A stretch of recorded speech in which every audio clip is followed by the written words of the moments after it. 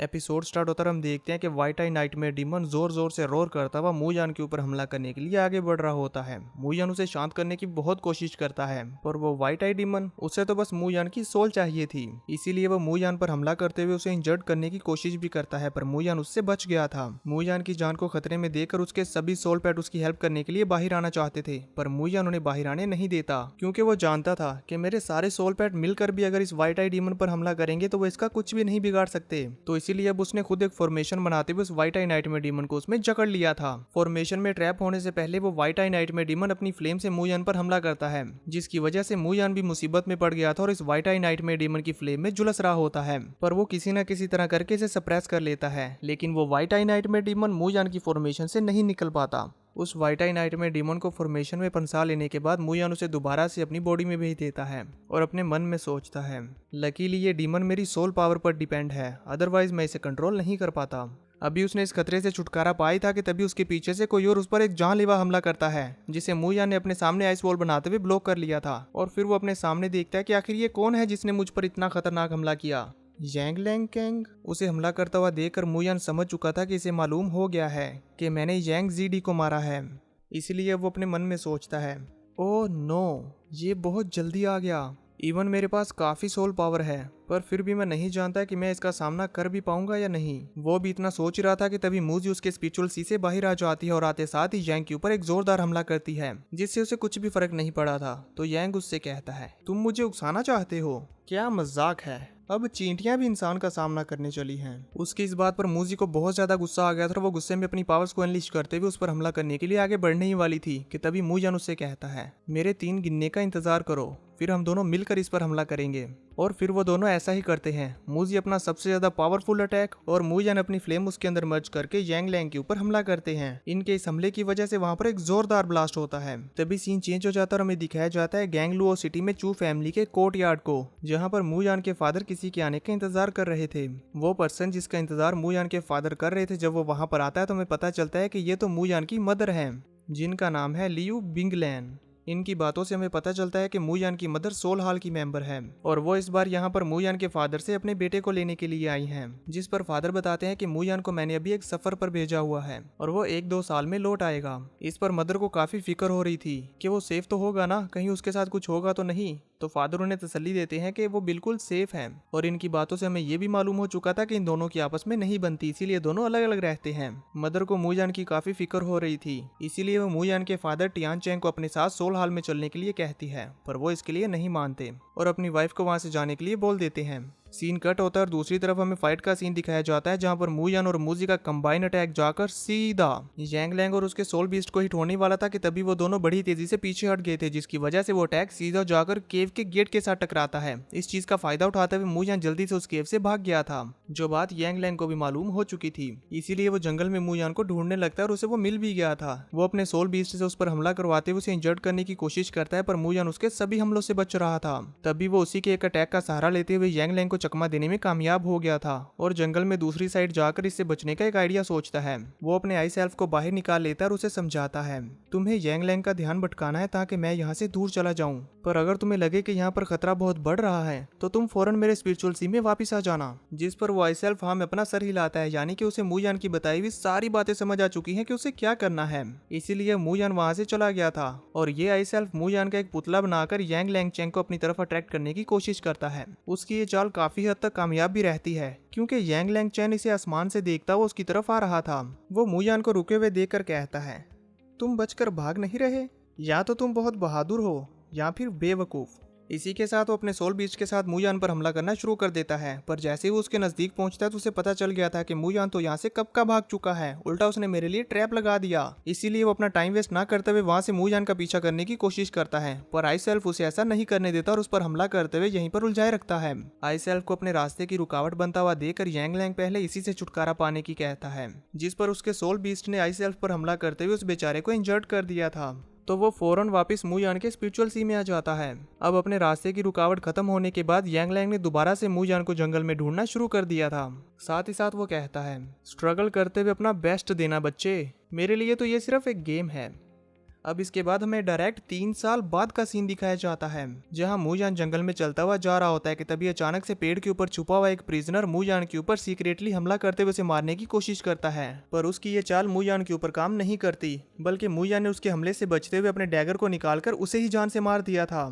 और फिर उस प्रिजनर की जमा पूंजी को चेक करते हुए मूजान को उसके पास एक मैप मिला था, जिसे वो अपने पास रख लेता है।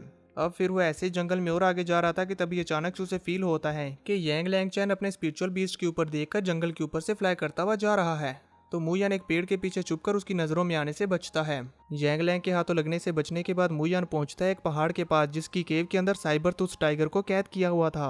वहां पर पहुंचकर वो उस टाइगर को खाने के लिए एक बीस्ट देता है और फिर उसे मनाने लगता है अपने साथ यहाँ से बाहर चलने के लिए। वैसे तो ये टाइगर बीस्ट बहुत ज्यादा खूंखार था और वो मूयान की बात को भी नहीं मानना चाहता था, पर उसे भी आजादी चाहिए थी, इसलिए वो मूयान की सोल रिंग में कैप्चर होने के लिए मान गया था। तो मूजान उसे अपनी सोल रिंग में कैप्चर करने के बाद पहाड़ से जैसे ही बाहर निकलता है तो वहां पर ऑलरेडी यांग फैमिली के 2 मेंबर्स अपने ब्लड बीस्ट के साथ उसका वेट कर रहे थे, जो मूजान को देखकर उससे कहते हैं अब तुम यहाँ से बचकर नहीं जा सकते। इसी के साथ वो अपने दोनों सोल बीस्ट से मूजान के ऊपर हमला करवा देते हैं, जिस पर मूजान उनसे डरने की बजाय अपने आई सेल्फ की हेल्प से उन दोनों के पीछे एक आइस वॉल बना देता है ताकि वो दोनों यहाँ से बचकर ना भाग सके।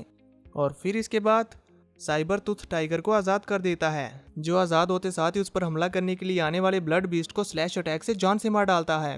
वो यांग फैमिली के मेंबर्स अपने दोनों ब्लड बीस्ट को यूं एक ही हमले में मरता हुआ देखकर बहुत ज्यादा डर गए थे और उन्हें पता चल गया था कि ये साइबर टूथ टाइगर बहुत ही ज्यादा पावरफुल है, इसलिए वो वहां से डरते हुए भागने लगे थे। पर आइस वॉल होने की वजह से वो नहीं बच पाते और ये साइबर टूथ टाइगर दौड़ते हुए अपने स्लैश अटैक से इन दोनों को भी जान से मार देता है।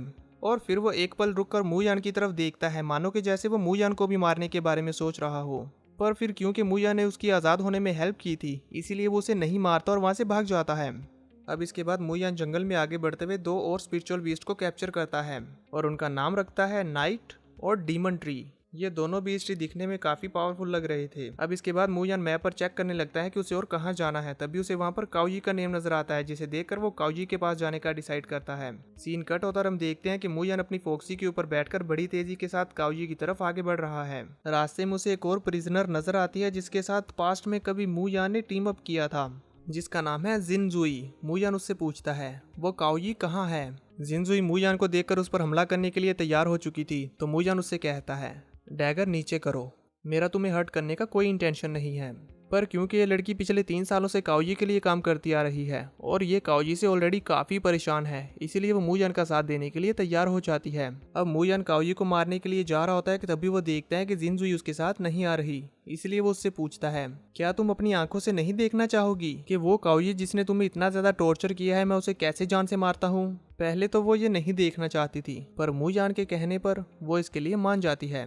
अब ये दोनों काउजी को मारने के लिए जाने लगे थे। वहीं दूसरी तरफ हम देखते हैं काउजी को, जो कि सभी प्रिजनर्स वाला स्क्रॉल देखते हुए कहता है ये मूयान अभी तक ये क्यों नहीं मरा।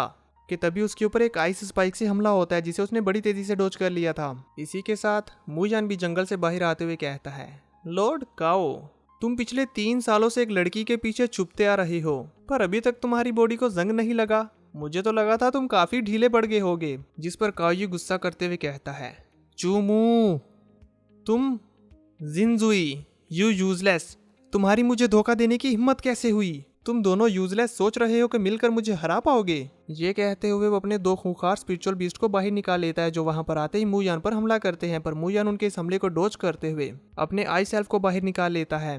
मूयान के आई सेल्फ की पावर को देखकर जिनजू भी उसकी काफी तारीफ कर रही थी। उसको इस तरह से मूयान को मक्खन मारते हुए देखकर काउजी को उस पर काफी ज्यादा गुस्सा आ गया था। वो उसे कहता है तुम फाइट के दौरान इससे फ्लर्ट कर रही हो। इसी के साथ वो अपने दोनों स्पिरिचुअल बीस्ट को आगे भेजते हुए मूयान पर हमला करवाने लगता है, पर आई सेल्फ ने बहुत ही आसानी से संभाल लिया था, जिसकी वजह से काउजी के दोनों स्पिरिचुअल बीस्ट का तो मजाक बन जाता है। और मूयान आई सेल्फ से कहता है तुम जैसे चाहो इन दोनों सोल बीस्ट के साथ खेल सकती हो। जिस पर काउजी गुस्सा करते हुए कहता है मूयान, तुम्हारी हिम्मत भी कैसे हुई मुझे अंडर एस्टिमेट करने की। अभी मैं तुम्हें याद दिलाता हूँ कि पास्ट में मैंने तुम्हें क्या सिखाया था। इसलिए उसने अपने सोल बीस्ट से आई सेल्फ पर हमला करवा के उसे काफी ज्यादा डरा दिया था और साथ ही साथ मूयान को वाइन से जकड़ लिया था। पर आई सेल्फ का वो डरना बस थोड़ी देर का ही था। बाद में वो खुद को संभालते हुए इसके दोनों बीस्ट को धूल चटा देती है। और वहीं दूसरी तरफ मूयान ने अपनी फायर पावर को यूज करते हुए बड़ी आसानी से उन वाइन्स को जला दिया था, जो देखकर काउजी हैरान हो जाता है। तभी मूयान उससे कहता है तुम्हें यह फैमिलियर नहीं लग रहा। लॉर्ड काओ, क्या तुम भूल गए कि 3 साल पहले क्या हुआ था? पर काओजी उसकी इन बातों का जवाब नहीं देता और दोबारा से अपने स्पिरिचुअल बीस्ट से उस पर हमला करवाने लगता है। पर इस बार आइस एल्फ ने उसके उस विंड बीस्ट को फ्रीज कर दिया था, जिसकी वजह से वो बेचारा हिल भी नहीं पाता। इसी दौरान काओजी अपना डैगर थ्रो करते हुए मुजान को जान से मारने की कोशिश करता है, पर मुजान ने उसके उस डैगर को हवा में ही फ्रीज करके टुकड़े टुकड़े कर दिया था और साथ ही साथ पूरे के पूरे काओजी को बर्फ में फ्रीज कर दिया था, सिर्फ उसके सर को छोड़कर। काओजी खुद को आजाद करवाने की काफी कोशिश करता और अपना सर इधर उधर घुमा रहा था, जिस पर मुजान उससे कहता है, ज्यादा हिलो डुलो मत वरना अपनी गर्दन तुड़वा बैठोगे। मैंने अभी तक तुम्हारे साथ अपना हिसाब बराबर नहीं किया है। काओजी को इस तरह से मुजान के सामने पूरी तरह से बेबस हुआ देखकर जिनजुई कहती है, वो यहाँ तो सच में बहुत पावरफुल है। मुझे लगा नहीं था कि ये वाकई काओजी को हरा पाएगा। वहीं मुजान अपनी आई सेल्फ को ऑर्डर देते हुए लॉर्ड काओजी के दोनों स्पिरिचुअल बीस्ट को जान से मरवा देता है, जिसकी वजह से लॉर्ड काओजी की स्पिरिचुअल पावर ऑलरेडी बहुत ज्यादा कम हो चुकी थी और वो बहुत वीक हो जाता है। मुजान उससे ये कहते हुए वहां से जाने लगता है, अब बस तुम धीरे धीरे अपनी मौत के आने का इंतजार करो। उसे जाता हुआ देखकर लॉर्ड काओ कहते हैं, स्टिंकी किड, ये मत समझो कि अभी सब कुछ खत्म हो गया। इसी के साथ काओजी ने अपने ग्रीन नाइटमेयर डीमन को समन कर लिया था, जो वहां पर आते ही मुजान पर हमला करने के लिए आगे बढ़ता है, पर आइस एल्फ ने उस पर हमला करते हुए उसे ही पीछे हटा दिया था। इसीलिए लॉर्ड काओजी जल्दी से अपने ग्रीन डीमन को वापस बुला लेते हैं और उससे खुद को आजाद करने को कहते हैं, तो वो बिल्कुल ऐसा ही करता है और काओजी को आजाद करवाता है। वहीं दूसरी तरफ हम देखते हैं कि मुजान ने फोक्सी को समन कर लिया था। जिनज्यू फोक्सी को देखकर और भी ज्यादा शौक हो गई थी और वो कहती है, चू मुजान, तुम तो बहुत स्ट्रॉन्ग हो गए हो। आखिर तुम इन पास्ट 3 इयर्स में क्या करते रहे? अब लॉर्ड काओजी आजाद होने के बाद फिर से बड़ी बड़ी फेंकते हुए मुजान से कहता है, अब मेरा ये ग्रीन नाइटमेयर डीमन तुम्हें जान से मार डालेगा। जिस पर मुजान कहता है, मैं पिछले कई सालों से व्हाइट नाइटमेयर डीमन के साथ रहता आ रहा हूँ। तुम्हें क्या लगता है कि तुम्हारा ये डीमन मेरा कुछ बिगाड़ पाएगा? और वैसे भी ये तो है ही ट्रैश। अपनी बेइज्जती होता हुआ देखकर वो ग्रीन नाइटमेयर डीमन इन पर हमला करता है, पर उसका कुछ भी असर नहीं होता। अब फॉक्सी और ये डीमन दोनों अपनी अपनी पावर्स को अनलीश करते हुए एक दूसरे के ऊपर हमला करते हैं। फॉक्सी को अपने ग्रीन नाइटमेयर डीमन के जाल में फंसा हुआ देखकर लॉर्ड काओजी जोर जोर से हंसने लगते हैं और खुश होते हुए कहते हैं, ओ चुमू, एट द एंड तुम मुझे नहीं हरा सकते। अब देखना तुम्हारी फॉक्सी का क्या हाल होगा। और जब उन दोनों का वो अटैक खत्म होता है तो ये देखकर तो लॉर्ड काओजी की भी हालत खराब हो चुकी थी, क्योंकि फॉक्सी ने उनके ग्रीन नाइटमेयर डीमन को जान से खत्म कर दिया था। वो तो अपने पैरों पर भी खड़े नहीं रह पाते और जमीन पर गिर गए थे। तो मुजान उससे कहता है, काओजी, अगर अब तुम्हें होश आ गई हो तो क्यों ना तुम्हें आसमान की सैर करवाई जाए। इसी के साथ मूजी तेजी के साथ आगे बढ़ते हुए उसे जान से मारने ही वाली थी कि तभी काओजी अपनी एक ट्रिक को चलते हुए जिनजुओ को अपनी वाइंस का यूज करते हुए गले से जकड़ लेता है।